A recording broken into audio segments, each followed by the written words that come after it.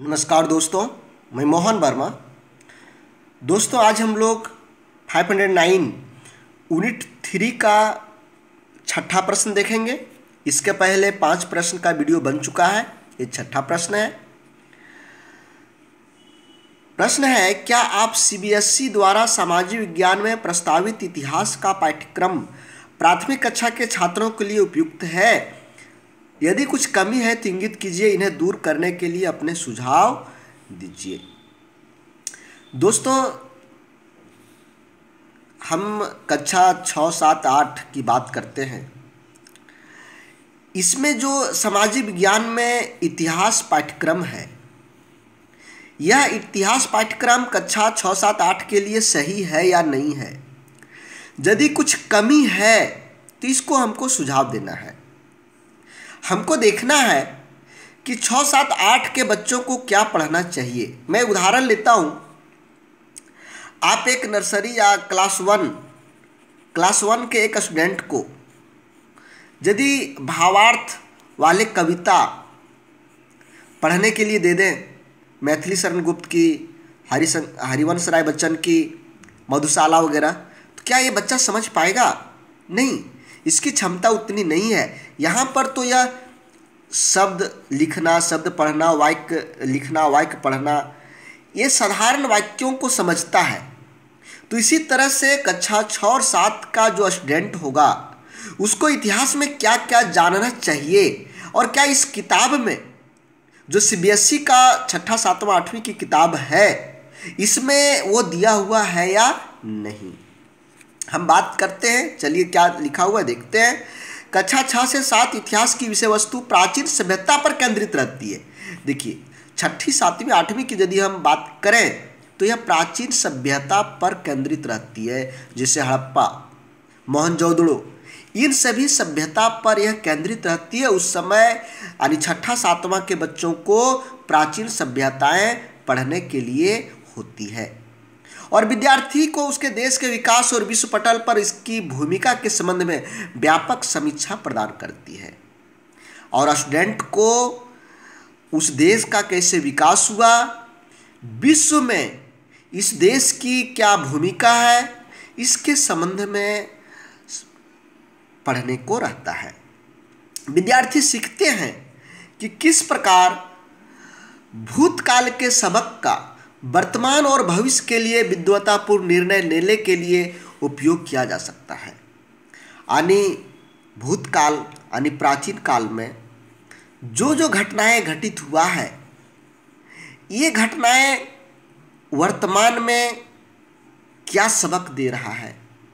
कुछ हम इसको सीख करके कुछ निर्णय ले सकते हैं क्या, इसके बारे में हमको यहाँ पढ़ने को रहता है। यह घटक इस प्रकार विद्यार्थियों में इतिहास के महत्व के संबंध में ऐतिहासिक संवेदनशीलता और जागरूकता के विकास में सहायता करता है। यह सभी जो घटक होते हैं, यह बच्चों में संवेदनशीलता लाता है, जागरूकता फैलाता है। अनुमान है कि विद्यार्थियों को भूतकाल के आर्थिक, सामाजिक, राजनैतिक, सांस्कृतिक तथ्यों के समूह के इतिहास का आवश्यक सामान्य अध्ययन ही नहीं, अपितु उन्हें ऐतिहासिक चिंतन भी सीखना होगा, अर्थात ऐतिहासिक साक्ष्य आधारित चिंतन। हम प्राचीन सभ्यता के बारे में बच्चों को बताते हैं, 6, 7, 8 के बच्चों को। उस समय के आर्थिक स्थिति, उस समय के सामाजिक स्थिति, उस समय के राजनीतिक स्थिति, उस समय के सांस्कृतिक स्थिति, उस समय जो कुछ भी हो रहा था, उन सभी का सामान्य अध्ययन ही नहीं करता है बच्चे लोग। इसको चिंतन करता है, ऐतिहासिक चिंतन करता है, साक्ष्य के आधार पर चिंतन करता है। विद्यार्थियों को प्रक्रियाओं और घटनाओं के बीच, एक स्थान के विकास से अन्य स्थान के बीच विभिन्न समूहों, समाजों के इतिहास की कड़ी का अवलोकन करने, उनके मध्य अंतर संबंध स्थापित करने की क्षमता ग्रहण करने की होगी।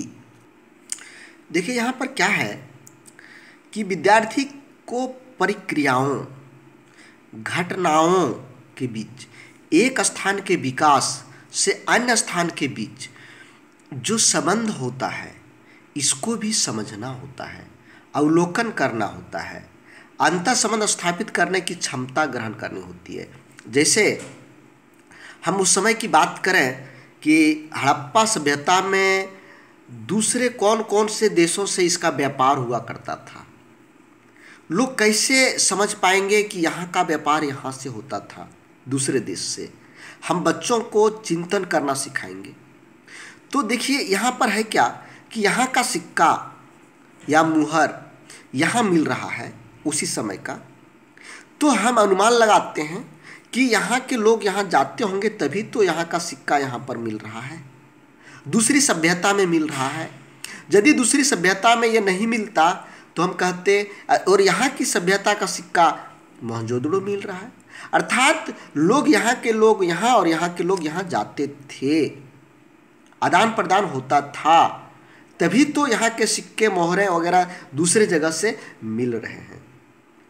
इन 3 वर्षों में 6 से 8 आरंभिक काल से वर्तमान काल तक भारतीय इतिहास प्राथमिक रूप में केंद्रित रहता है, यानी जो 6ठा 7वां 8वां का किताब होता है इसमें आरंभिक काल से लेकर वर्तमान काल तक को पढ़ने का रहता है, जो भारतीय इतिहास भारत से संबंधित रहता है।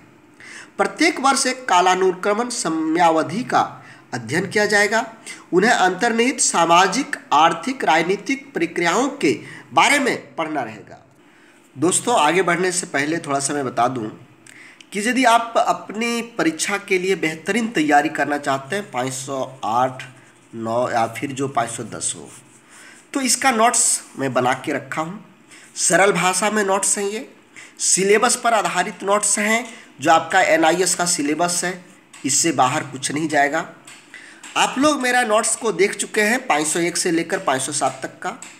मेरा 501 से लेकर 507 तक के परीक्षाओं में धमाल मचाया है, बहुत अच्छा प्रदर्शन रहा है, बहुत सारे प्रश्न आए हैं। आप लोग कमेंट सेक्शन में जाकर, जब परीक्षा हो रही थी उस समय जाकर देखिए कि बहुत सारे लोगों ने ऐसा ऐसा कमेंट किया, बहुत सारे नहीं सभी लोगों ने कमेंट किया कि आपका PDF से मुझे बहुत सहायता मिली, आपका PDF से मैंने लिखा, बहुत ऐसा। तो मैं ये नहीं कह रहा हूँ, आप सभी लोग कह रहे हैं कि आपका PDF ने धमाल मचाया है, आपका नोट्स ने धमाल मचाया, हम लोगों को कुछ दूसरा चीज़ पढ़ने की ज़रूरत नहीं पड़ी है। इसलिए यदि आप भी बेहतरीन तैयारी करना चाहते हैं, समय की बचत करना चाहता हैं, सरल भाषा में नोट्स पढ़ना चाहते हैं, तो ये 94 709 18 896 ये व्हाट्सएप का नंबर है। इस व्हाट्सएप नंबर पर आप मैसेज करें, यहाँ पर आपको PDF मिलेगा।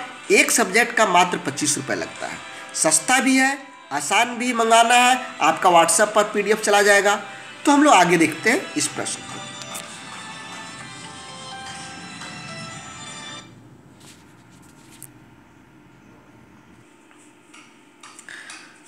इस प्रकार इतिहास अध्ययन विद्यार्थियों को सांस्कृतिक विविधता, तकनीकी, आर्थिक, राजनीतिक और सामाजिक तीव्र परिवर्तन गुणों वाले जटिल समाज में उत्तरदायी नागरिकों के निर्माण और समाज को योगदान दे सकने के लिए तैयार करता है। हम लोग बच्चों को किस लिए पढ़ाते हैं कि बच्चों में इतिहास से सबक लें, वर्तमान के बारे में नया सोच सकें, किस तरह से प्रक्रिया के द्वारा नई नई चीज़ों का खोज हो रहा है, किस तरह से तकनीकी का विकास हो रहा है, किस तरह से राजनीतिक पटल विकास कर रहा है, सामाजिक विकास तरह कर रहा है। यानी एक अच्छे नागरिक के निर्माण के लिए हम लोग इतिहास को पढ़ाते हैं बच्चों को। और जो CBSE के द्वारा 6 to 8 का पाठ्य पुस्तक है, यह परिपूर्ण पाठ्य पुस्तक है, संपूर्ण पाठ्य पुस्तक है, इसमें कहीं कोई कमी नहीं है। तो आज का वीडियो यहीं समाप्त होता है दोस्तों। यदि आपको वीडियो अच्छा लगा हो तो आप लाइक करें। मैं अब 509 का यूनिट 4 लेकर आऊँगा, यूनिट 3 कंप्लीट यहीं पर होता है। और मैं अंत में आपको सारांश समरी 506-7 में दिया था। 506-7 में मेरा समरी को आप लोगों ने बहुत पसंद किया था, जिसे सारांश के रूप में हम लिखा था। तो आपको ये भी मिलने वाला है, इसलिए यदि मेरा चैनल को आपने सब्सक्राइब नहीं किया है तो सब्सक्राइब कर लें। धन्यवाद दोस्तों। जय हिंद, जय भारत।